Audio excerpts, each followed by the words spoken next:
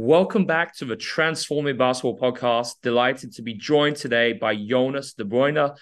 Jonas and I spent the last year working at college prep in Italy. That was actually the second time we were colleagues because I had the pleasure of working with Jonas for the first time in Belgium approximately 4 years ago when I was working in Antwerp. And, stayed in touch. Jonas came out to Italy, made the transition, and now coaching in Germany. And we're going to hear about Jonas's journey coaching in three very different locations and how his kind of philosophy and view of basketball has changed. So, Jonas, great to have you on the show. Thanks, Alex. Really glad to be here. So let's start first question then. So when we met for the first time and when we were working together in Antwerp, I'd say we had very different philosophies to where we are today, and we were kind of just experimenting, I'd say, with what a CLA was then, but I'd say we were both using more of a games-based approach. Yeah. Um, what kind of was the biggest change for you? Last year you were coaching obviously professionally full time. We were working together. What was the biggest change moving from Belgium to Italy, and the biggest things you kind of developed last year when we were working at prep? I think um, my development has been like two big stages. The first one was actually before I was working with you in Antwerp. I was doing a lot of drills I found on the internet, things that coaches of top coaches in Belgium were doing, and I was just doing literally the same thing. You're young, you think you're good, and then you do it. Then I went to Antwerp, worked with you guys, and that already changed a little bit my perspective. Also, tried to learn as much as I could during that time of my life. Like before, it was always more like a hobby, but in Antwerp, it was a little bit getting more serious. I was not full time or something like that, but I was really investing a lot of time, also of my free time to learn and to just try to catch up with modern basketball activities. Then I met you in Antwerp. And then like it's not like a whole new world went open, but it's maybe too big. But it's a totally different approach. I really liked it. Then I stayed in Antwerp, obviously. Still worked there. Did like a little bit of a weird mix. A lot of on-air stuff, but also a lot of CLA activities already then. And then last year was really big. I think I only worked 1 year with you, but I think what I learned during that year, it's I in my opinion, it's almost impossible to do that like in 10 years. Um, because it also learned me to develop myself and to think for myself. Last year was like copying a lot of you and of some other coaches. But this is the first year that I really try to be on my own and try to experiment with a lot of stuff. I obviously keep a lot in touch with like coaches where I work with, like in prep with Danny, Adam, Jonathan, and obviously you too. But I think this year is also really good for me to develop myself as a coach more. So yeah. I love that, Jonas. And I think exactly like you said, it's amazing to see how everyone is developing and doing their own idea, adding their own ideas to this. Any specific ideas as to, some things you really changed in last year when we were in Italy? I think the biggest approach was that there has to be a defender in everything we do, just for the perception action coupling. That was really for me personally, and that was the biggest thing. And now it makes totally sense because otherwise you can't read or you don't have decisions. That's like the biggest thing I think I took away of last year. Um, yeah, and obviously the small sided games, the activities, the parts of the game actually. So what I also learned last year was um, if you need to work on something, you just need to pick a skill, I would say. That's also one of the biggest takeaways I think I had last year. Awesome. I want to build on that, especially just the what you mentioned about perception action coupling and having a defender. A lot of coaches who find it difficult to go all in with a CLA believe that the details or the basics are Yeah. important, right? And I think it's very common. I don't want to knock that because I understand why coaches think like that. And it's kind of society as a whole, and it's everything we believed for decades in multiple Mhm. sports. But what was your experience, especially in college prep, as to why we don't need that? Why players can learn in context, even young beginners? I think it's two things. One, I don't think you really need the details as long as it's functional for a player itself. I actually had like a discussion with it like a few days ago here. It was about an extended finish, and they were talking about an extended finish. You should really get the finish outside of your cylinder, like arm is straight. And I said like, if you put a defender there, then he will need to do it because otherwise he just get blocked. So it's just, do you need to really have a straight arm? I don't know. Maybe if it's a smaller player, yes, because he's smaller. But if it's a bigger player, you don't really maybe need an extended finish. So I think that's a really big takeaway. And if so, you won't want to work on detailed work, then I would just work or give the small-sided game constraints that he has to do a certain movement, and then you can maybe give him a little bit of like external feedback to make it even better. But I would never do it. I would never teach something in my play development sessions now. We almost don't do anything on air. Maybe just I also think that's one of the challenges here. Last year, the players at college prep, they were really open and we could really do what we want with them. They were used to the system, and every coach there was working like this, so it was all good.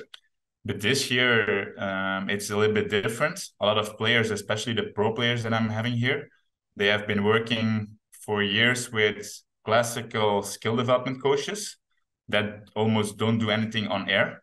I don't do anything with a live defender or with a constraint based approach.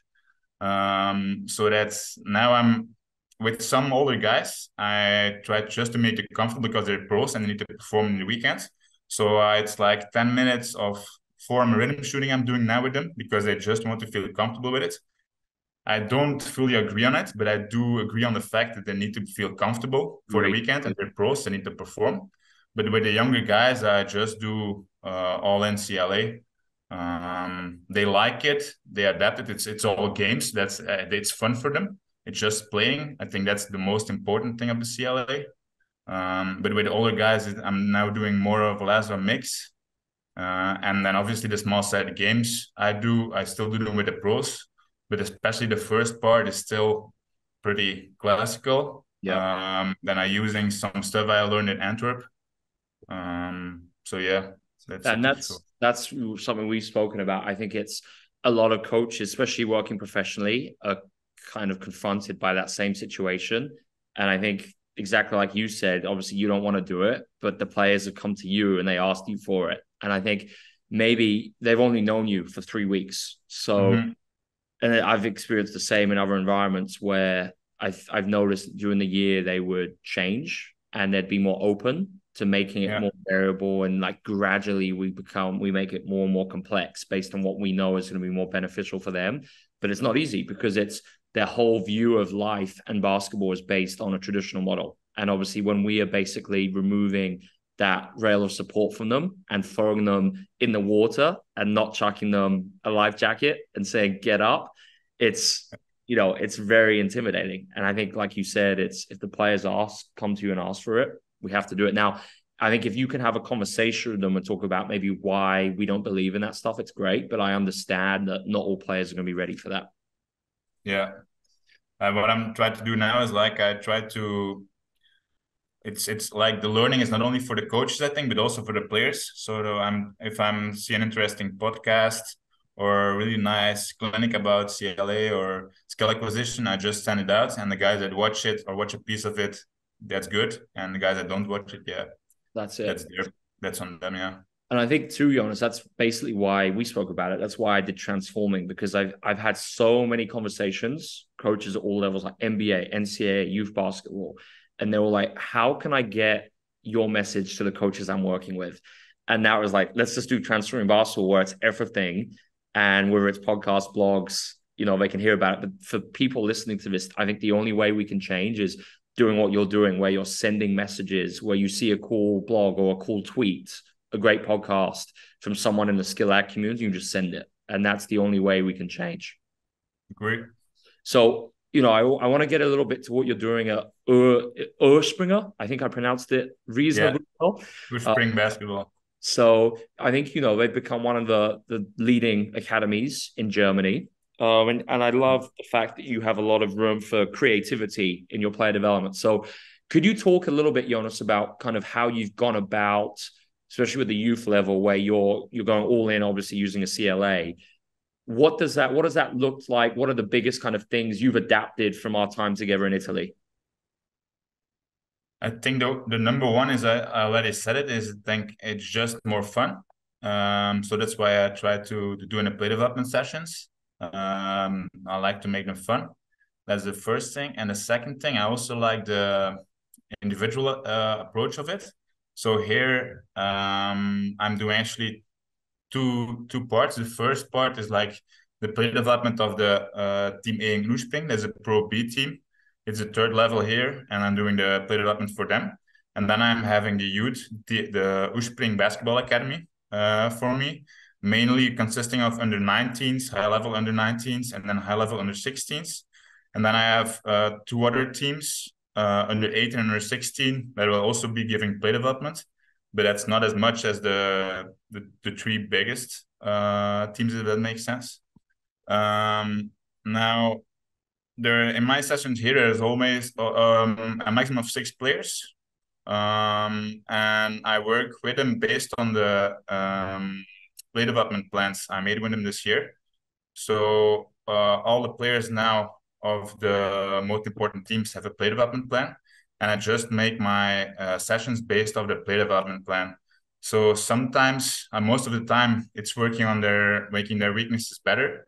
But for example, if it's before a game, I'm working on getting them more confident, and I'm working on their strengths.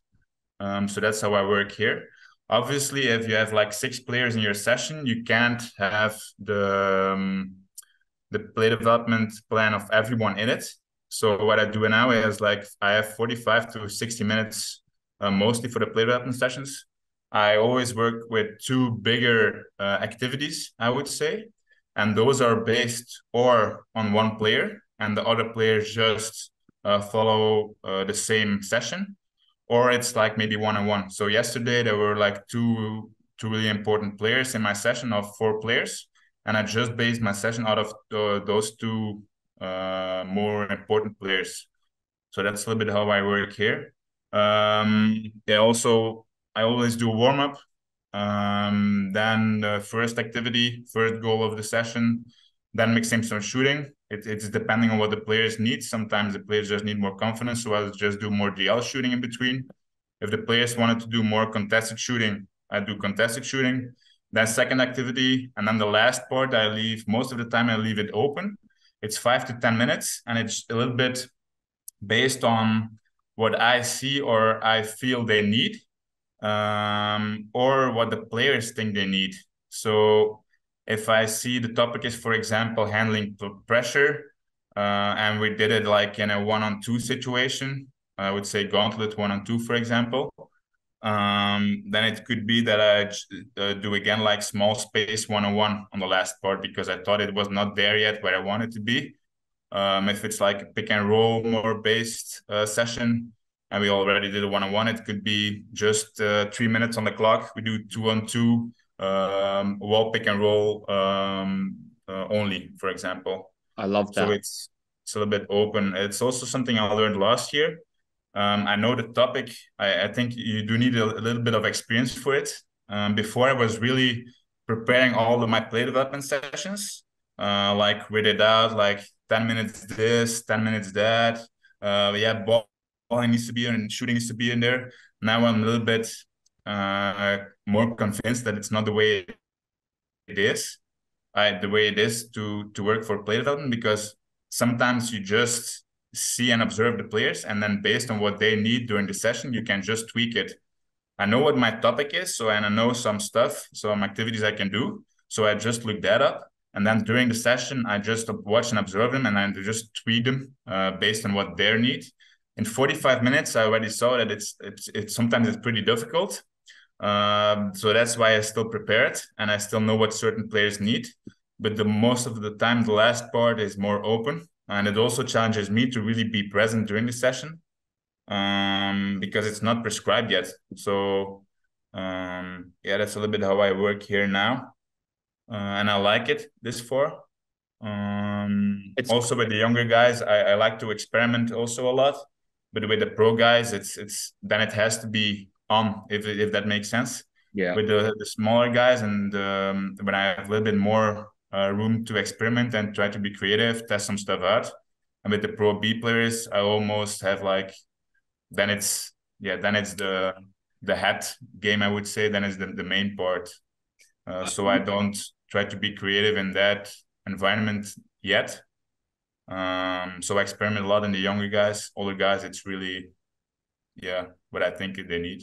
Lots of good practical ideas in there, Jonas. I think, especially the PDP one, I get that a lot because people have seen our PDP format at Transforming Basketball. We got it in one of the player development courses. And I think people wonder how, obviously, I think doing a PDP for every player is huge. I think whether it's a youth club or an NBA team, you can't have a specific player development focus without that, because what we still see, even at the highest levels, is just generic player dev, where it's just teaching techniques and moves. And I think doing a PDP well forces you to think deeply about each player. And it's just such a good task. But then I think the challenge for a lot of coaches is, okay, we got a small group session, like you said, 4, 5, or 6 players. We got different PDPs for every player. How are we going to, give them more equal attention within this? Well, I think obviously, like you said, in the pro setting, I think you can definitely focus on a target player. Absolutely. You got to be careful about how you sell that to the other players and not make it overwhelmingly obvious. But I think especially an easy way, I think, is just changing activity starts. So one player, they might have to become better reading closeouts. One player might be handling pick and roll. For another player, it might be off-ball spacing, whatever. And I think just changing the starts of the activities relative to when each player begins their reps, it's huge. So you might have the same version of a 2-on-2 or 3-on-3, but you're changing it in a different way for every player. And I think that's a really easy way we can kind of find, different ways to challenge everyone. And then, of course, looking for similarities in PDP. So, for instance, one player might need work as the MIG defender, the most important guy or girl, working on contesting wall-ups. Another player might need to work on finishing. So there we've seen a perfect match. And that's something we did at prep, where we just had the PDPs in front of us and we'll be looking, all right, what's a good link we can make here? What are the natural, complementary things that we could do? And then boom, we go into the activities from there. But it takes time doing this, right? It's so much nuanced than just doing, all right, I want to go teach 5 different versions of a floater today. Yeah, I do. I want to build a little bit on that, Alex. The challenge I also had here is, so the younger guys, under 19 and under 16, they're all in school. So the sessions, or the groups are based off when they are available with school. But what you were saying with trying to get the under 16s here and the under 19s, they are mainly, still going to school. So our play development sessions, they are based on when they are available. So then I think it's huge to just give them individual constraints during the same activity. But the thing that you said about trying to find a really good fit in the PDPs is what we do here with the Pro B guys. So they are available the whole day. So if someone needs to work on their fast flips, for example, and someone needs to work on out of the decision making on a pick and roll as a ball handler, we definitely try to get them in the same session because it fits. So we have a little bit of a mix of that, but I think it's sometimes a challenge if you work in a normal club to have like really fitting play development activities like with the Pro B. So I think the individual constraining is really big for most clubs. I agree. So, Jonas, we got a good amount of time left. Let's go into activities. So we want to be really specific. We spoke about it. Could you talk us through some practices? Guys, one sec. I'm just doing a podcast. Don't worry. You're good. It's not good. So, Jonas, this leaves us a good amount of time to go into activities. So Could you talk us through, please, some practices that you've done at Urspring, maybe the last practice player development setting that you did, and maybe talk us through it specifically with the small-sided games, the constraint manipulations, and what you were seeing within those activities? I think this would be really interesting for the listeners. Okay, cool. Maybe I'll just go with some activities I yesterday did because they're fresh in my mind. Yesterday I did, for example, the tennis basketball game of you. I think that's a really cool one to warm up with. A thing that I saw now is when we're practicing here at Uspring, it's like a more closer gym. So when they lose the ball, it doesn't roll like 2 courts further. So that's one thing I immediately saw yesterday that was So not really important in working. basketball tennis. You can't do it without that. No, so that was really a tough one. And then the one-handed passing that appeared from it was really cool. Then I Jonas, tweaked it. can you add how you changed it? Because I loved how you've changed it. Cool.